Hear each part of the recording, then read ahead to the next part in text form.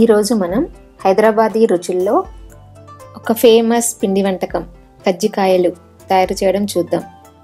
కజ్జికాయలు తయారు చేయడానికి కావలసిన పదార్థాలు: గోధుమ పిండి 2 కప్స్, కొబ్బరి పొడి 1.5 cup, upma rava 1/2 cup, sugar 2 cups, salt 1/2 teaspoon, elaichi powder 2 teaspoons, నెయ్యి 2 టేబుల్ స్పూన్స్, ఆయిల్ డీప్ ఫ్రైకి సరిపడినంత.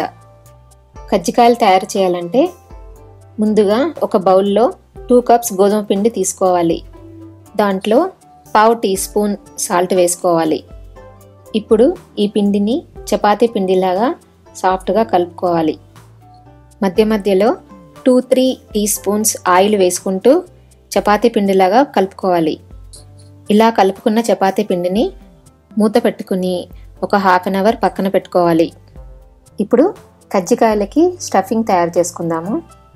స్టవ్ మీద ప్యాన్ పెట్టుకొని వేడెక్కిన తర్వాత 2 టేబుల్ స్పూన్స్ నెయ్యి వేసుకొని వేడి చేసుకోవాలి.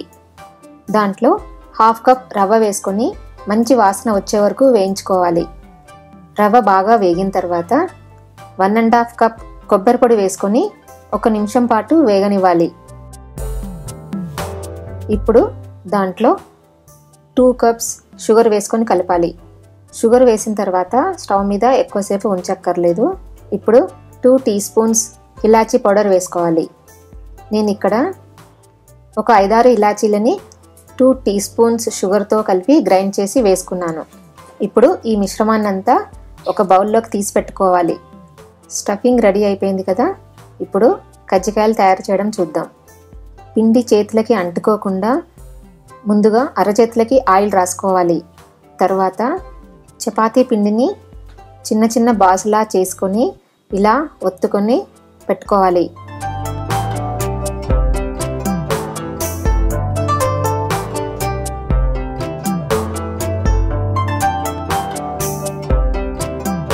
ఇప్పుడు ఈ పిండిని పూరీల్లాగా ఒత్తుకోవాలి.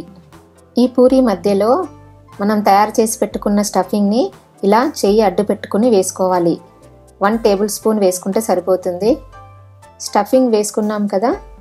ఈ స్టఫింగ్ కవర్ అయ్యేటట్టు పూరీని సగానికి ఫోల్డ్ చేయాలి.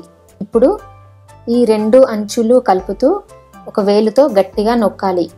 అంటే స్టఫింగ్ బయటకు రాకుండా గట్టిగా నొక్కాలి. గట్టిగా నొక్కిన తర్వాత స్టఫింగ్కి మరీ దగ్గరగా కాకుండా కొంచెం గ్యాప్ ఉంచి కట్ చేసుకోవాలి.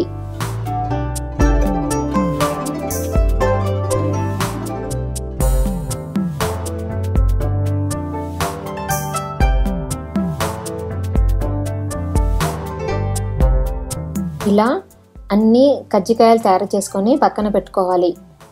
కజ్జికాయలన్నీ రెడీ అయిపోయాయి కదా. ఇప్పుడు ఒక ప్యాన్లో డీప్ ఫ్రైకి సరిపడినంత ఆయిల్ వేసుకొని వేడి చేసుకోవాలి.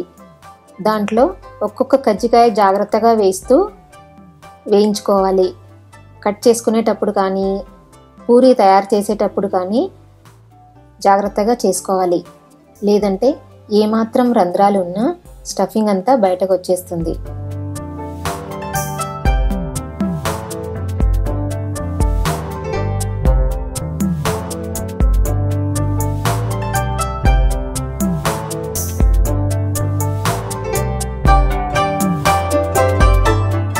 చూస్తున్నారు కదా, టేస్టీగా కజ్జికాయలు రెడీ అయిపోయాయి.